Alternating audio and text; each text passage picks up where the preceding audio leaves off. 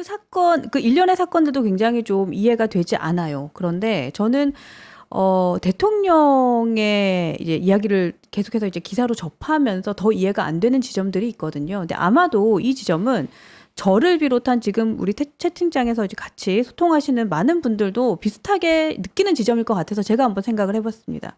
첫 번째는 이 비상계엄령을 선포하기 전 국무위원들이 다 반대를 했는데 밀어붙였다라는 거.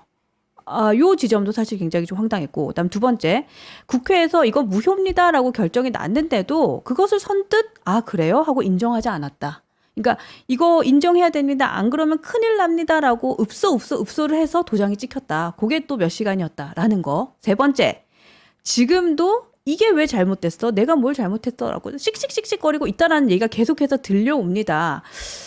그래서 이게 뭐지? 라는 생각을 했는데 저는 이게 오보이길 바랬습니다. 그런데 한동훈 대표께서 오늘 오전 그 최고위원 회의에서 이런 발언을 하셨어요. 대통령을 만나봤는데 이 사건에 대한 인식이 저와 국민들의 인식하고 너무 다르다. 공감하기 어렵습니다. 민주당의 폭거 때문에 계엄령을 했다? 이거 이해 못하겠습니다. 라고 얘기를 했어요. 이 대통령께서 이렇게 진짜 생각을 하고 계신다? 너무 황당해요. 일단 대통령의 이 사건에 대한 인식이 저와 국민들의 인식과 많이 다르다라고 하는 정도의 표현은 당대표라고 하는 직을 맡고 있기 때문에 그 자리에 걸맞는 표현을 사용했다고 저는 그렇게 이해하고 있습니다. 그러니까 우리가 정치는 하고 싶은 말을 하는 게 아니고 해야 되는 말을 해야 되는 거잖아요. 그러니까 사실 만약에 자연인 한동훈이 저 상황에 대해서 뭔가 표현을 한다면 저것보다 훨씬 더 워딩이 강력했겠죠. 격양돼도 되죠. 격앙이라기보다는 더 뭔가 간극을 적나라한 표현으로 지적하지 않았을까 싶은데 당대표인 만큼, 여당 대표인 만큼 상당히 완곡한 어법을 사용했다 저는 그렇게 이해합니다. 그래요? 저는 그렇게 이해합니다. 그래서 이 지점에서 사실은 이제 좀 말씀드리고 싶은 것이 원래 그 어느 쪽 진영이 정권을 담당하더라도 여당 대표는 원래 어려운 자리예요. 한국의 여당 대표는 굉장히 특이한 자리인 게 옛날에 삼김시대까지는 대통령이 여당 총재를 겸임했잖아요. 그런데 이제 좀 그 선진적인 정치를 해보겠다고 당정 분리를 했는데 사실은 당정이 분리되어 있는 것처럼 보이지만 여전히 한국의 대통령제에서 대통령의 힘은 원래 강해요. 그래서 여당 대표는 본인보다 힘이 강한 대통령이라는 존재가 있는데 한편으로는 동시에 국민들은 정권을 담당하고 있는 집단에 대한 일정한 기대치가 있잖아요. 그렇죠. 그러면 그 기대치에 못 미칠 때는 항상 방어를 하고 뭔가 수습을 해야 되는 위치에 있기 때문에 본래도 굉장히 어려운 자리입니다. 그런데 제가 이제 비유 삼아서 가끔 드리는 말씀이 있는데요. 이제 뭐 앞으로 혹시 어떤 변화가 있을지는 모르겠지만 우리가 정규적인 그 헌정의 스케줄대로라면 지금 대선이 한 2년여 남은 거잖아요. 그러면은 학교에 비유를 하면 이제 대선이 한 2년 남은 시점에서 한동훈 대표는 고등학교 1학년 학생이라고 할 수 있죠. 수능이 2년 남은 무슨 말씀인지 이해되시죠? 수능이 2년 남은 고등학교 1학년 학생이라고 할 수 있는데 이 학교에서 내신 시험 문제가 굉장히 특이한 것들이 나와요. 다른 데서는 잘 볼 수 없는. 그러니까 학교 중간고사, 기말고사 문제로 그냥 우리 일반적으로 수능에서 볼 수 있는 문제들 혹은 교육과정 내에 있는 문제들 이 출제가 되는 게 아니라 그 고등학교 1학년 학생에 지금 제가 비유하는 여당 대표에게 출제되는 문제가 항상 뭐 수학 올림피아드 기출 문제 또는 그 동경대학교 본고사 수학 기출 문제 이런 것들이 출제가 됩니다. 이 비유 좋다. 그러니까 정규 교육과정에서 배운 내용만으로는 풀 수가 없는 문제가 나오는 거예요. 근데 이게 지금 그동안에도 계속 그래 왔어요. 그래서 이런 시험 문제를 이제 참다 못한 나머지 뭐 이준석 학생 같은 경우는 나 이거 못하겠다라고 아예 그냥 전학을 갔고 또 시험 보다가 중도에 퇴실하신 분도 계시고 그죠? 그런데 어쨌든 한동훈 학생은 이 시험 문제를 끝까지 풀어보겠다고 지금 열심히 버티고 있는 거잖아요. 이 비유 재밌네요. 저는 이거 제가 사석에서는 몇 번 드린 적이 한 적이 있는 얘기인데 아마 유튜브나 뭔가 방송에서는 한 적이 없어서 여기서 처음 말씀드리는 것 같아요. 그런데 머릿속에 쏙 들어왔어요. 어떤 상황인지. 지금 그런 상황이에요. 근데 정말 이게 정규 교육 과정에서 배운 걸로는 풀 수가 없는 문제들이 나와요. 그러면은 세 가지가 있어요. 첫째, 이런 경우에는요, 모든 문제를 다 잘 풀 수는 없고, 근데 몇 문제만 잘 풀어도 상당히 고득점이 돼요. 자, 우리 어떤 수학 올림피아드 문제나 동경대학교 본고사 수학 기출 문제가 나왔어요. 5문제 중에 한 2개 맞추면 40점이잖아요. 굉장한 고득점이에요. 그렇죠? 그걸 첫 번째로 말씀드리고 그다음에 두 번째로 이런 시험 문제가 나왔을 적에 풀이 과정이 대단히 어렵죠. 그런 문제는 풀이 과정을 쓰면 뭐 A4 한 페이지가 넘어가는 경우도 꽤 되는데 근데 그런 게 있어요. 그 문제가 푸는 과정은 굉장히 어렵고 상당한 수준을 요하는데 의외로 답은 0이나 1인 경우가 많습니다.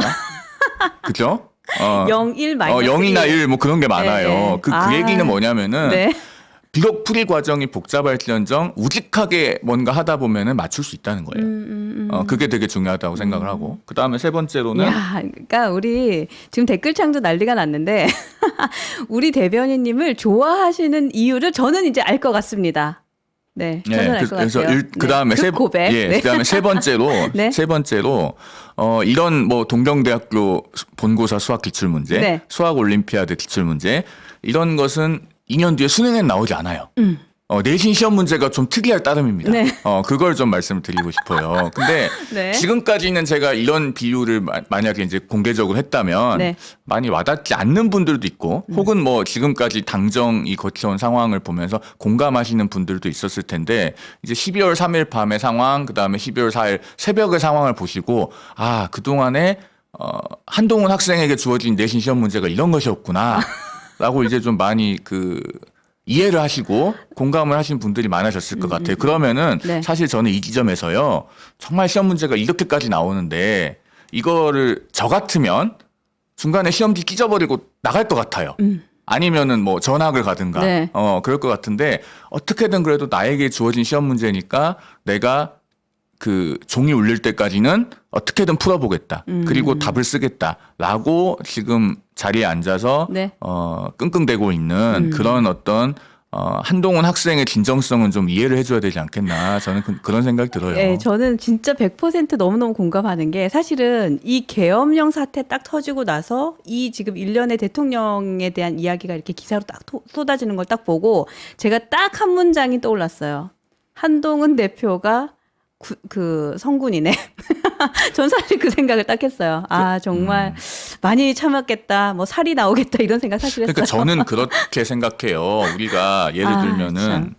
그 정치의 본질, 정치인에게 주어진 책무가 뭔지 생각을 해보면 내가 뭔가 임기가 있는 자리를 맡았어요. 그러면은 그 임기 중에 자리를 맡고 있는 동안에는 어떤 어려운 상황이 주어져도 피하지 않는 게 정치인의 기본적인 책무거든요. 그런데 그동안에 우리 정치는 네.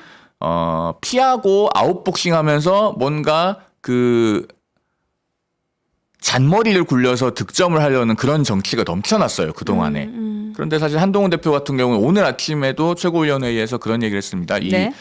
계엄 선포 사태 이후의 수습과 관련해서 내가 우리 국민들의 마음도 헤아리면서 동시에 우리 당원들의 마음도 헤아리겠다. 그러니까 나한테 믿고 맡겨달라라고 네. 했는데 사실 그게 굉장히 어려운 이야기입니다. 지금 우리 당원들은 탄핵에 대한 분명한 트라우마가 있고 한편으로 우리 국민들께서는 정말 민주화 이후로는 상상하지 못했던 계엄 선포라는 사태 때문에 많이 화가 나 계셔요. 그렇죠. 네. 그 둘을 조화시키면서 어떤 해법을 만들어내고 그게 실제로 되도록 한다는 것은 대단히 난이도가 높은 일입니다. 그리고 많은 경우에 어떻게 하면 이걸 피하면서 아웃복싱하고 실점을 덜할까 혹은 운으로 득점해볼까라는 것을 생각하기가 쉬운 상황이에요. 네. 근데 어쨌든 그렇게 하지 않겠다는 거잖아요. 사실은 양쪽에서 양팔을 잡아당기는 것과 같은 그런 상황이기 때문에 네. 대단한 압력이 주어질 수도 있어요. 개인에게. 네. 그러나 그걸 뚫고 나가보겠다고 하는 거니까 그런 점에 있어서는 당내에서 좀 단합해서 한동훈 대표에게 힘을 실어주고 이 상황을 헤쳐나갈 수 있는 네. 그 권한을 보장해줘야 되지 않겠나. 저는 개인적으로는 그렇게 생각합니다.